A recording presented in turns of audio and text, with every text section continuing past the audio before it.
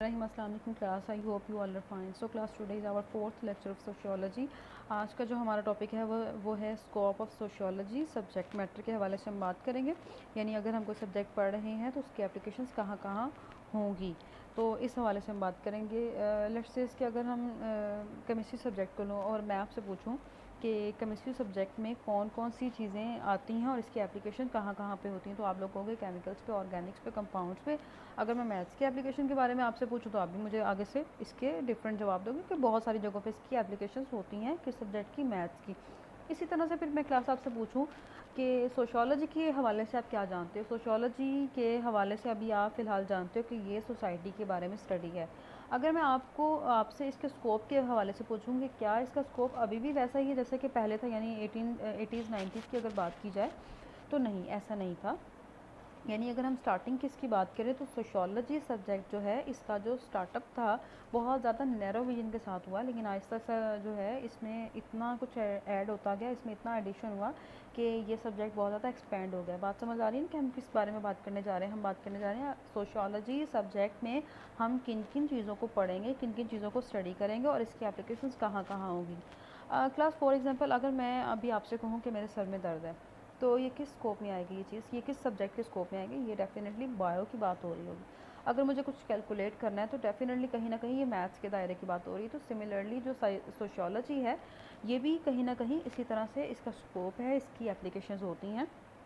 सो आज के लेक्चर में हम इसके फेजेस को डिस्कस करेंगे, उसके बाद हम इसके रिलेशंस डिस्कस करेंगे बाकी साइंसेस के साथ। फेजेस में हम थोड़ा सा हिस्ट्री को डिस्कस करेंगे, ये बिल्कुल वैसे ही जिस तरह से हमने स्कूल ऑफ थॉट को पढ़ा था कि पहले किसकी क्या सोच थी, किसने क्या क्या अप्रोचेस जो हैं पर्सपेक्टिव पेश किए, ये उससे बहुत ज़्यादा सिमिलर है। तो आप लोगों को काफ़ी हेल्प मिलेगी इस हवाले से, मैंने आपको जैसे आपको बताया है।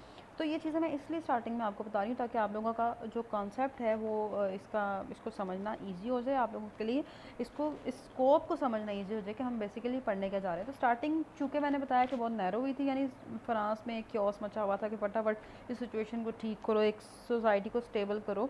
तो जो स्टडी थी सोसाइटी के एज अ होल हुई थी, यानी उसमें इंडिविजुअल की प्रॉब्लम्स के ऊपर कोई बात नहीं थी। लेकिन आहिस्ता आहिस्ता जैसे जैसे क्या होता गया कि अर्बनाइजेशन की हमने कल बात की कि बड़े बड़े शहर जब बने, लोगों की प्रॉब्लम्स आई, कुछ एसोसिएट की गई प्रॉब्लम्स, तो क्या हुआ कि नहीं, उन्होंने कहा नहीं अभी हमें इंडिविजुअल की बात करनी। तो स्टार्टिंग में एज अ होल स्टडी हुआ, तो बाद में इंडिविजुअल की बात हुई थी। जिस तरह से सोशियोलॉजी की definition is a scientific study of individual, यानी ह्यूमन इंडिविजुअल की अगर हम बात करें, एक इंडिविजुअल की स्टडी है, उसके बाद ग्रुप्स की स्टडी है, और उसके बाद किसकी स्टडी आ जाती है, सोसाइटीज़, बहुत सारी ग्रुप्स की, यानी ठीक है इंटुअलिटी की हम बात करेंगे। तो ये चीज़ थी। यानी अब हम देख लेते हैं कि हम सोशियोलॉजी के स्कोप को 3 फेजेस में डिवाइड करेंगे ताकि आप लोगों का जो आंसर है वो अच्छा बन जाए, परफेक्ट बन जाए। साथ साथ आप लोग कोशिश करो कि नोट्स बनाते जाओ इसके। अच्छा जी, उसके बाद अगर हम देखें तो इसके जो है हम 3 फेजेस में इसको डिवाइड करेंगे, यानी और फिर उसके बाद हम ग्रेजुअली इसके एक एक चीज़ को भी डिस्कस करेंगे। 3 फेजेस में डिवाइड करने का मतलब ये है कि आप लोगों को समझ आ जाए, आपकी अंडरस्टैंडिंग अच्छी हो जाए और आप लोगों का पेपर के हवाले से आंसर अच्छा बन जाए। अच्छा जी क्लास, सबसे पहले तो देखें जो इनिशियल फ़ेज़ में था, इनिशियल फ़ेज़ की अगर हम बात करें तो ऑगस्ट कॉम्पटन ने 1838 की हवाले से बात की थी। ठीक है, हो गया। क्या बात की थी, सोसाइटी के हवाले, सोशियोलॉजी के हवाले से बात की थी हमने कल के लेक्चर में भी बहुत डिटेल के साथ डिस्कस किया। तो 1838 से लेकर अगर 80 की तक बात करें, 1880 तक की बात करें, क्लास तो सेम रही है, कोई इसमें चेंजिंग्स नहीं आई। यानी अगर हम इसको ब्रॉडली देखें क्लास, तो इनका जो कॉन्सेप्ट था वो मैक्रो के हवाले से था, यानी सोसाइटी में अगर हमने स्टडी करना है तो एज अ होल स्टडी करना है, हमने इंडिविजुअल के ऊपर नहीं जाना, यानी बड़े लेवल पे हमने सोसाइटी को डिस्कस करना है। फॉर एग्जांपल क्लास में अभी आपको एक सिंप्लीफाई वे में समझाती हूँ ताकि एग्जांपल के साथ आप लोगों को अच्छे से समझ आ जाए। देखें क्लास, अगर मैं आपसे बात करूँ कि सोसाइटी में जी फैमिलीज़ भी होती हैं, अगर हम सोसाइटी में मैरिजेस भी होती हैं, शादियाँ भी होती हैं, तो अगर मैं फ़ैमिली के हवाले से आप लोगों से सवाल करूं तो आप लोग क्लास, जब मैंने फ़ैमिली के बारे में पूछा है अभी अभी तो बहुत कि फ़ैमिली क्या होती है, फैमिली किस चीज़ का नाम है, तो डिफरेंट डिफरेंट सबके माइंड में इमेजेस बन गई हैं। सब ने अपने अपने तौर पे फैमिली को इमेजिन करना शुरू कर दिया है। मिसाल के तौर पे अभी कोई इमेजिन कर रहा है कि फ़ैमिली जो है वो बहन भाइयों का नाम, सिबलिंग्स की बात कर रही है मिस। किसी के माइंड में ये आ रहा होगा कि फ़ैमिली के जस्ट अबाउट जो है पेरेंट्स, कि सिर्फ पेरेंट्स की बात हो रही है। किसी के जिनके बहन भाई हैं, या अगर हम ऑर्फन्स की बात करें तो वो फैमिली को किसी और तरह से इमेजिन करेंगे। तो ये होता है एक इंडिविजुअल की सोच। अगर हम मैरिजेस के हवाले से बात करें क्लास, तो सोसाइटीज़ में अगर मैं पूछूँ कि शादियाँ किस तरह से होती हैं, यानी हर किसी की फैमिली में जो जो है वो मैरिजेस का डिफरेंट सेटअप है। कोई बहुत ज़्यादा सादगी सिंप्लिसिटी को फॉलो कर रहा होता है, कोई बहुत ज़्यादा फजूल खर्ची की तरफ जा रहा होता है कि ये भी फंक्शन करना है, ये भी करना है, ये भी करना है। तो डिफरेंट, यानी अगर मैं आपसे पूछूं कि शादी का फंक्शन किस तरह से होता है, तो हर किसी की जो सोच है वो डिफरेंट होगी इस हवाले से, ऐसा ही है ना। तो एक इंडिविजुअल की सोच होती है वो डिफरेंट होती है दूसरे से। लेकिन जो इनिशियल फेज़ के जो सोशियोलॉजिस्ट थे, उन्होंने कहा कि नहीं, हमने सोसाइटी के में इंडिविजुअल की बात ही नहीं करनी, हमने मैक्रो की बात करनी है। और यही मैक्रो चीज़ आप लोगों ने उसमें भी पढ़ी होगी, इकोनॉमिक्स में भी पढ़ी होगी। तो आई होप कि आप लोगों की अंडरस्टैंडिंग है इस कॉन्सेप्ट के हवाले से, लेकिन सोशियोलॉजिकल पॉइंट ऑफ व्यू से नहीं है। सो आज फिर इंशाल्लाह ये भी हो जाएगी। अच्छा, अब हम बात कर लेते हैं कि उन्होंने क्या कहा, कि उन्होंने ये कहा इनिशियल फेज़ के कि नहीं, हमने जस्ट कॉमन अंडरस्टैंडिंग की बात करनी कि फ़ैमिली क्या होती है, फैमिली में कौन कौन लोग होते हैं। और अगर हम मैरिज की बात करें तो हम यही कॉमन अंडरस्टैंडिंग है, नहीं हमारे रिलीजन में जो शादी है वो इस तरह से निकाह होता है और ये निकाह पढ़ाया जाता है और डेट्स इट। यानी अगर कॉमन अंडरस्टैंडिंग की बात करें, मैंने तो चूँकि फंक्शंस के हवाले से भी पूछा कि शादी किस तरह से होती है आपकी फैमिली में, तो आप लोग सारे फंक्शंस बताना शुरू कर दोगे कि नहीं मेहंदी भी होती है, अब उसके बाद वलीमा भी होता है। वलीमा तो खैर सुन्नत है ना। तो इस तरह से सारा ये हो गया, ये वाला फंक्शन आ गया, बारात आ गई, ये सारी सारी चीज़ें जो इसमें आप लोग अपने अपने तौर पे इसको इमेजिन करते हैं, ये होता है एक इंडिविजुअल की सोच। लेकिन अगर आप इसको एज अ होल सोसाइटी के जो कॉमन अंडरस्टैंडिंग के हवाले से बात करें, तो जस्ट क्या होगा, हमारी सोसाइटी में शादी के साथ एक जी निकाह होता है, ये होता है जी हमारी कॉमन अंडरस्टैंडिंग। तो इस हवाले से जो है जो ऑगस्ट कॉम्टे क्या कहते हैं, अभी फ़िलहाल इसको जस्ट आप लोगों ने इसकी टर्मिनोलॉजी इसको समझना है, बाकी हम इसकी डिटेल भी समझेंगे। इनिशियल फेज़ में क्या हुआ था, इनिशियल फेज़ में जो ऑगस्ट कॉम्टे थे उन्होंने सोशल स्टैटिक्स की एक तो थ्योरी दी, दूसरा उन्होंने सोशल डायनामिक्स के बारे में बताया। सोशल स्टैटिक्स होता है कि जो चीज़ें कभी नहीं बदलती, और डायनामिक्स जो कि वक्त के साथ साथ बदलती रहती है। उन्होंने दो तरह के कॉन्सेप्ट्स हमारे सामने ऑगस्ट कॉम्टे ने दिए। इसके बाद आ जाता है जी इंडक्टिव अप्रोच, वेरी इंपॉर्टेंट, बहुत इजी वे में समझाने की कोशिश करती हूँ। उसको भी जैसे पहले समझ आया ना आपको, ये भी बहुत इजीली समझ आ जाएगा। अच्छा, इंडक्टिव अप्रोच की अगर हम बात करें तो यानी मल्टीपल ऑब्जर्वेशन के बाद अगर हमारा रिजल्ट सेम निकलता है तो हम उसकी बेस पे एक थ्योरी बना देते हैं। मिसाल के तौर पे अगर मैं सोसाइटी में देख रही हूँ तो नंबर 1 मैंने ऑब्जर्वेशन की, नंबर 2 मैंने ऑब्जर्वेशन की, नंबर 3 मैंने ऑब्जर्वेशन की, और मैंने देखा है कि जी जो पैटर्न है वो सेम है। कहाँ, सोसाइटी में पैटर्न सेम है, तो मैं इसी पैटर्न के हवाले से क्या बना दूँगी, एक थ्योरी बना दूँगी। ये है जी इंडक्टिव अप्रोच, ठीक है। तो इनका कहना था, इन्होंने जो बेस रखी उस पर रखी थी, यानी अगर हम देखें एम्पिरिसिज्म पे। एम्पिरिसिज्म अगर आप लोगों ने मैट्रिक में साइंस पढ़ी है तो, या फिर कुछ बच्चे जिन्होंने एफएससी की हुई है उनको पता ही होगा, एम्पिरिकल रिसर्च उन्होंने जो है पढ़ा होगा उसमें, यानी कि तजर्बे की बुनियाद पे कोई चीज़ जो है मुरतब करना, कोई असूल वज़ा करना। तो इसमें क्या किया कि उन्होंने, इन सोशियोलॉजिस्ट ने बात की कि हमने ये मल्टीपल टाइम्स इस चीज़ को ऑब्ज़र्व किया है सोसाइटी को, और इसी की बेस पे हमने क्या बना दी है जी, थ्योरी।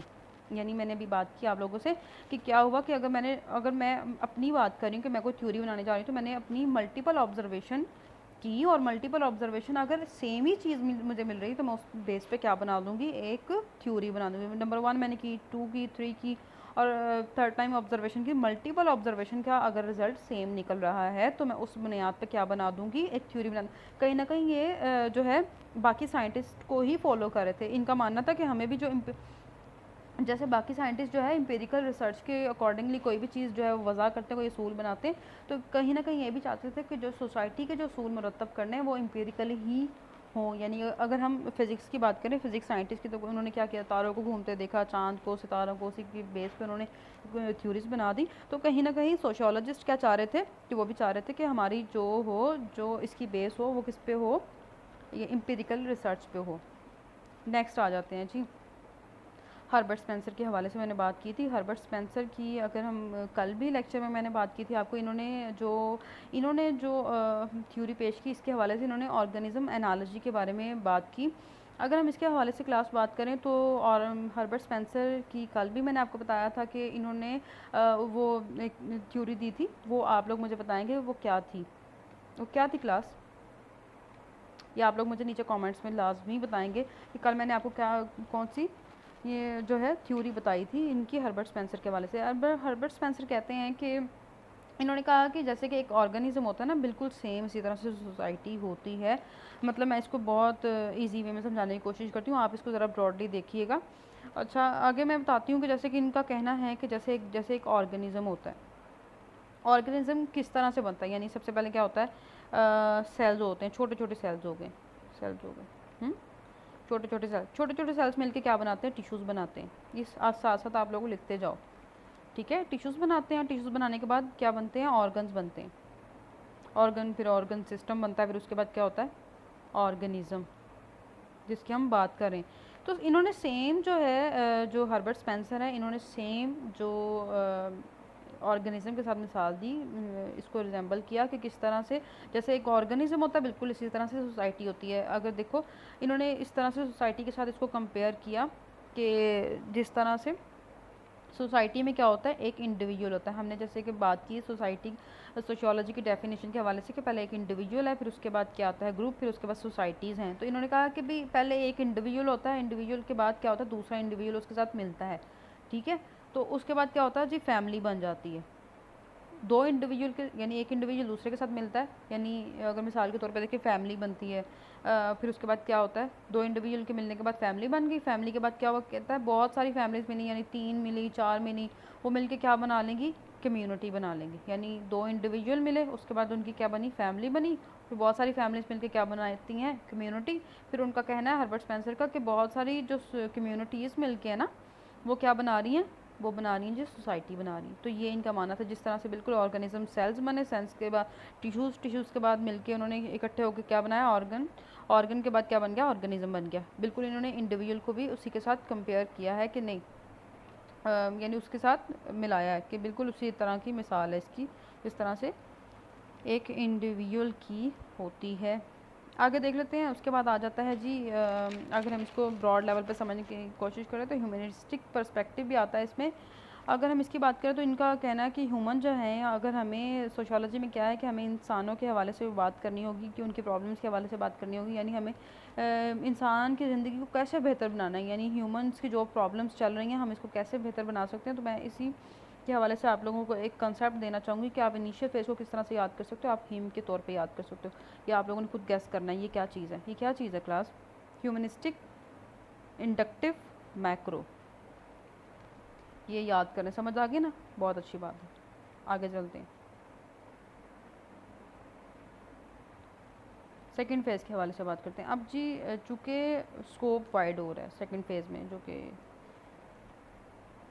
1940 तक था, ये स्कोप वाइड हुआ है। और यहाँ पे जी बात हो रही जी माइक्रो की। पहले हमने बात की है किसकी, मैक्रो की, ये मैक्स वीबर के हवाले से बात हो रही। अच्छा, आप लोगों को याद होगा मैंने फर्स्ट लेक्चर में क्लास आपसे कहा था कि मैक्स वीबर जो हैं वो काउंटर में आए थे किसके, कॉरल मार्क्स। कॉरल मार्क्स ने क्या बात की थी, सोसाइटी के हवाले से बात की थी।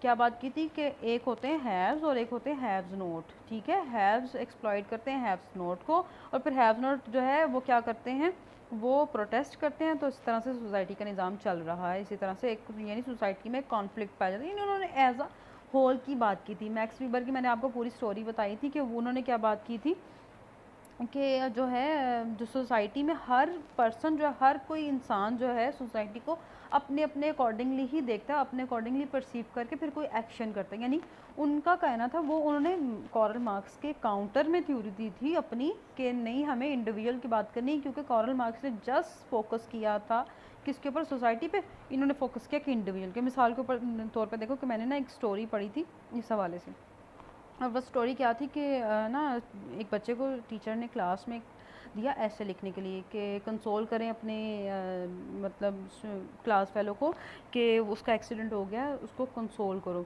ये लेटर लिखो। तो उस बच्चे ने क्या लिखा कि this country is very bad, you should left this country. यानी देखें, टीचर क्या चाह रही थी कि कंसोल करे कि भाई गेट वेल सून, जल्दी जल्दी ठीक हो के स्कूल वापस आ जाओ।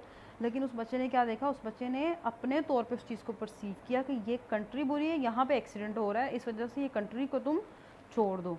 तो ये चीज़ है कि उन्होंने कहा कि मैक्स वीबर के अकॉर्डिंगली कि हमें इंडिविजुअल के बारे में बात करनी, माइक्रो की बात करनी, हमने मैक्रो की बात नहीं करनी। अच्छा जी, आगे चलते हैं कि इसमें जो मैक्स वीबर जो है वो मैदान में आए, और उनका क्या मानना है। उनका मानना है कि हमें जो है एक्सप्लेनेशन चाहिए सोशियोलॉजी की, ठीक है। यानी इन्होंने कहा कि हमें एक एक चीज़ जो इंडिविजुअल जो है फैमिली को कैसे समझता है, मैरिज को कैसे समझता है। यानी देखो अभी मैंने मिसाल आपको क्या दी है क्लास, अभी मैंने मिसाल आपको दी थी कि अगर मैं फैमिली के हवाले से आपसे पूछती हूँ तो आप लोगों की डिफरेंट डिफरेंट इमेजेस आप लोगों के माइंड में बनेंगी, आप लोग डिफरेंट डिफरेंट उस चीज़ को इमेजिन करोगे। यानी अगर आप लोग कॉन्शियस सिचुएशन में भी हो फिर भी आप लोगों की जो थॉट्स हैं वो नहीं मिलेंगे, आप लोग इसको डिफरेंट तरीके से ही इमेजिन करोगे। तो इनका कहना था कि हमें इंडिविजुअल की बात करनी है, कि यानी इंडिविजुअल फैमिली को कैसे देखता है। उसके बाद अगर हम देखें तो इंडिविजुअल जो है वो मैरिज को किस तरह से देखता है, इस हवाले से हम बात करेंगे। ये उन्होंने कहा हमें ब्रॉड लेवल पे इसकी एक्सप्लेनेशन चाहिए, ठीक हो गया। अच्छा, इसकी जो मतलब आए उन्होंने डरखाइम आए, उन्होंने सिर्फ बात फिर दोबारा बात की माइक्रो के हवाले से। इन्होंने किसकी बात की, माइक्रो की, सॉरी मैक्रो की बात की। किसकी बात की इन्होंने, डरखाइम जो इनके आए, उन्होंने कहा कि नहीं हमें माइक्रो की बात नहीं करनी, हमने इतने झंझट में नहीं फंसना, हमने जस्ट क्या करनी है सोसाइटी में प्रॉब्लम को एज आ होल स्टडी करना, डेट्स इट। अभी आप लोग देख रहे हो ना कि सोसाइटी इनिशियल फेज से लेकर जो सेकंड फेज़ है उसमें सोसाइटीज़ दो हिस्सों में बट गई है। यानी इसको देखो एक मिनट, एक क्या है जी मैक्रो और एक हो जाएगा जी माइक्रो, ठीक है। यानी सोसाइटी दो हिस्सों में बट गई है। और इनके अगर हम हवाले से देखें तो जो सेंट साइमन ने कहा था और ऑगस्ट कॉमन कह रहे थे कि सोशियोलॉजी जो है वो फैक्ट्स को देखती है। यानी सोसाइटी में हमने क्या करना है, फैक्ट्स को देखना है और एज अ होल स्टडी करना है। तो डरखाइम ने कहीं ना कहीं उनको एज अ होल उन्हीं को फेवर किया था, किनको, ऑगस्ट कॉम्टे को और सेंट साइमन को ही फॉलो किया था। अच्छा, आगे क्लास अगर हम देखें तो आगे क्या आ जाता है जी, सोशल फैक्ट्स के हवाले से बात की इन्होंने। हाँ जी, उसके बाद चूँकि सोशियोलॉजी जो है started to be taught in a large of universities, बहुत सारी यूनिवर्सिटीज़ में स्टडी मतलब इसको पढ़ाना शुरू कर दिया गया। जब ये कि एक 90s की बात कर रहे हैं हम, कि ब्रॉड लेवल पे इसकी जो जो भी जैसे भी लोगों ने इसको समझना शुरू किया, इससे फेमिलियर हुए तो इसको पढ़ाना शुरू किया। मैंने आपको क्लास बताया था कि सोशियोलॉजी के हवाले से अगर हम बात करें तो स्टार्टिंग इसका नैरो, लेकिन आहिस्ता आहिस्ता जो है with the passage of time इसमें एडिशन होते गए हैं। तो इसको दो, फिर इसके साथ साथ मैंने कल आपको बताया कि मैंने शिकागो स्कूल के हवाले से बताया था आपको, जहाँ पे प्रॉपरली फोकस ही किसके ऊपर किया गया था, अर्बनाइजेशन पे। यानी डिफरेंट जगहों पे जब इसको पढ़ाए जाने लगा तो फिर इसको दो तरह की जो है वो स्कूल में डिवाइड किया गया, स्कूल ऑफ थॉट्स, वही चीज़ आ रही। अगर हम स्कूल के हवाले से बात करें तो सबसे पहले हम फॉर्मल स्कूल के बारे में बात करेंगे, उसके बाद हम सिंथेटिक स्कूल के हवाले से बात करेंगे। फॉर्मल स्कूल में आ जाता है, यानी इनका जो मेन एजेंडा था वो था जी माइक्रो स्टडी। हमने हर एक इंडिविजुअल पे फोकस करना है, हमने इनका पर्सपेक्टिव ये था कि इंडिविजुअल पे ध्यान दो, ठीक है। पूरी सोसाइटी तो ठीक है, लेकिन आप एक एक इंडिविजुअल पे भी ध्यान दो कि इंडिविजुअल का एक्शन ऐसा क्यों है। अगर वो सोसाइटी में किसी के साथ कोई इंटरेक्शन कर रहा है तो उसकी वजूहात क्या हैं, किन वजूहात की बिना पे वो इस तरह से इंटरेक्शन कर रहा है। फॉर एग्जांपल, अगर टीचर ने आपको कोई असाइनमेंट दी है और आपने क्या किया है कि आपने इंडिविजुअल की अगर बात करूँ तो कुछ स्टूडेंट्स ऐसे थे कि जिन्होंने फ़ौरन से असाइनमेंट को सबमिट करवाया और बहुत अच्छे से सबमिट करवाया, और कुछ स्टूडेंट्स ऐसे जो कि अभी तक सोच रहे हैं कि असाइनमेंट को कैसे जमा करवाने, किस तरह से ये झूठ हो जाए, किस तरह से ये टल जाए, ये चीज़ हमें करनी ना पड़े। तो ये एक चीज़ पे बेस करता है कि कुछ स्टूडेंट्स जो कि बहुत ज़्यादा इस चीज़ को सीरियसली लेके टीचर का ऑर्डर मानते हुए फ़ौरन से उसको ओबे करते हैं, लेकिन कुछ कहते हैं कि किसी ना किसी तरीके, ऐसा नहीं मैं कहूँगी कि वो टीचर की बात को वैल्यू नहीं देते, नहीं, बल्कि ऐसा होता है कि वो बस अपनी लेजीनेस की वजह से कि किसी तरह से डिले कर दिया जाए। तो टीचर्स को भी हमेशा वो वाले बच्चे भी बहुत ज़्यादा अच्छे लगते हैं जो कि अपना हर काम टाइम पे करते हैं। तो माइक्रो में हम किस चीज़ को स्टडी करेंगे, हम स्टडी करेंगे कि किस तरह से इंडिविजुअल जो है वो एक्शन करता है, उसकी वजूहात क्या है, टीचर की बात कौन बहुत ज़्यादा जल्दी मान रहा है और कौन जल्दी नहीं मान रहा, उसकी वजह क्या है। बेसिकली ये चीज़ें माइक्रो में स्टडी की जाएंगी, यानी एक एक चीज़ को जो है उसको फोकस किया जाएगा। अब मैं यहाँ पे एक टर्म यूज़ करने लगी हूँ, आप लोगों को याद रहनी चाहिए, SUOR, ये आगे भी हम स्टडी करेंगे।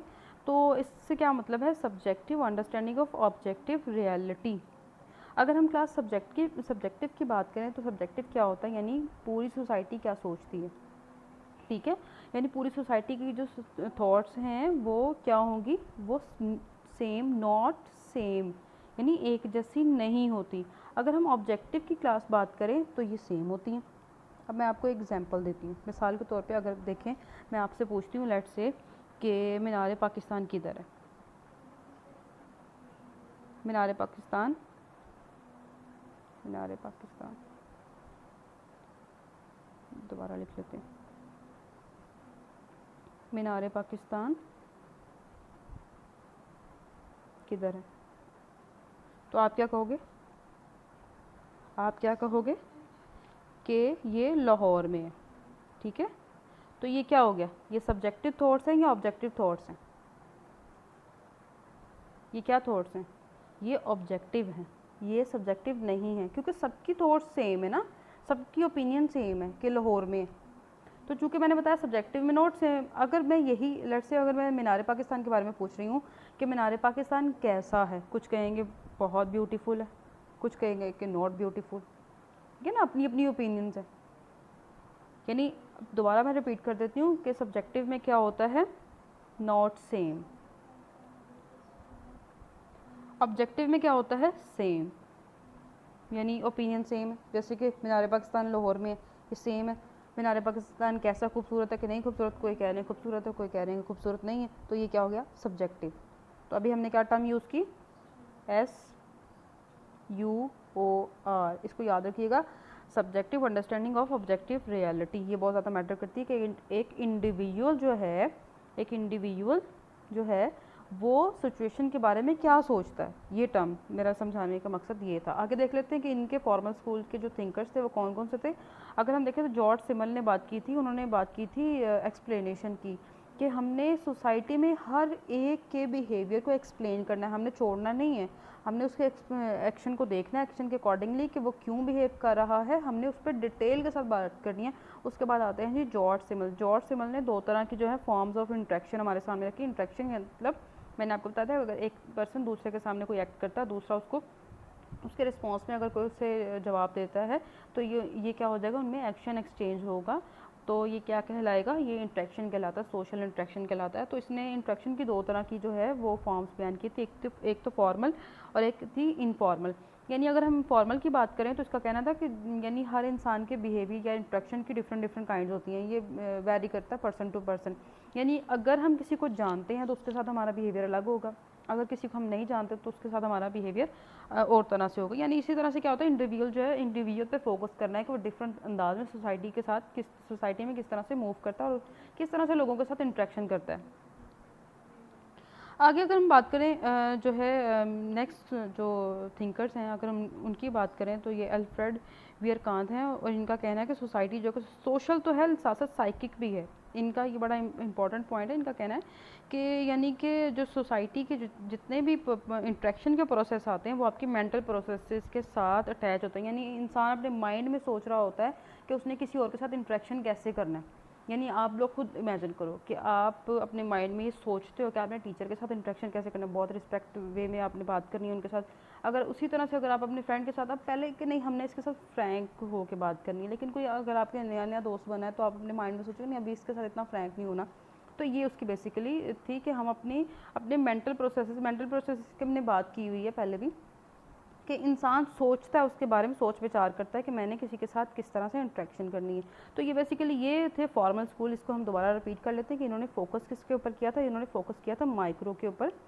यानी हमने जो डेफिनेटली क्या है, एक एक इंडिविजुअल के बारे में बात करनी है जो जो सोसाइटी में है, उसी से क्या होगा, सोसाइटी की जो प्रॉब्लम्स जो हैं वो सॉर्ट आउट होंगी। नेक्स्ट देख लेते हैं सिंथेटिक स्कूल की डेफिनेटली ये उसी के ऑपोजिट की अगर हम बात कर लें तो क्या होगा, ये मैक्रो स्टडी हो जाएगी। मैक्रो स्टडी जी, मैक्रो से क्या मुराद है, यानी एज अ होल सोसाइटी को क्या करना है। सोशियोलॉजी कैन स्टडी एवरीथिंग, यानी इनका मानना था कि जो सोशियोलॉजी वो हर चीज़ को स्टडी कर सकती है, जो मर्जी इसमें ले आओ सोसाइटी के हवाले से, ये इसको हर चीज़ को स्टडी करेगी। लाइक अगर आप देखो तो इसके बेसिकली स्कोप को वाइड करने का एक तरीक़ाकार था। अगर हम इसके पहले जो थिंकर की बात करें तो वो डरखाइम आ गए हैं। डरखाइम इन्होंने ग्रैंड थ्योरी दी थी, बहुत ग्रैंड थ्योरी दी थी। मिसाल के तौर पे अगर देखो तो इन्होंने कहा, इन्होंने हर चीज़ के साथ जो है सोसाइटी के साथ अटैच कर दी।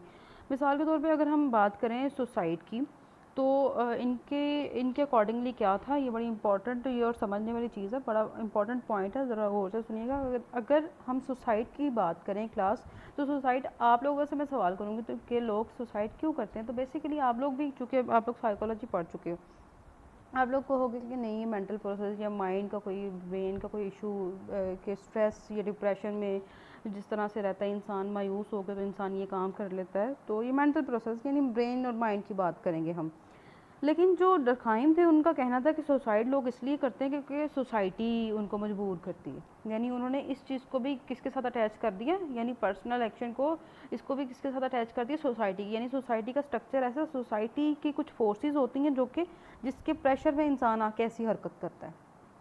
बात समझ आ रही है ना आपको। यानी इन्होंने ग्रैंड थ्योरी दी थी इस हवाले से, क्योंकि हम मैक्रोस जो है वो सोशियोलॉजी की बात करें। आगे अगर हम देखें तो हमारे जो नेक्स्ट आते हैं वो सोरोकिन आते हैं। सोरोकिन के अकॉर्डिंगली इन्होंने कुछ स्पेसिफिक सोशियोलॉजी की जो फॉर्म्स दी थी। मिसाल के तौर पे इनका मानना था कि जो क्योंकि इन्होंने हार्वर्ड यूनिवर्सिटी में जाके इन्होंने सोशियोलॉजी को बहुत ज़्यादा एक्सपेंड किया था। इनका कहना था कि आप कहीं भी देख लो सोसाइटी को एक तरह के, या सोसाइटी के अंदर जो कोई नॉर्म्स होते हैं, कल्चर होती हैं, आप कहीं भी जाकर देखो हर जगह पे सेम होती हैं, यानी कंट्री वाइज वो चीज़ें सेम होती हैं। मिसाल के तौर पे देखो, अगर हम फैमिली की बात करें या हम रिलीजन की बात करें तो वो वेरी करता है कंट्री टू कंट्री या सोसाइटीज़ टू सोसाइटीज़, यानी हर जगह पे वो चीज़ सेम होती है, इंडिविजुअल की तो बात ही नहीं ना होती।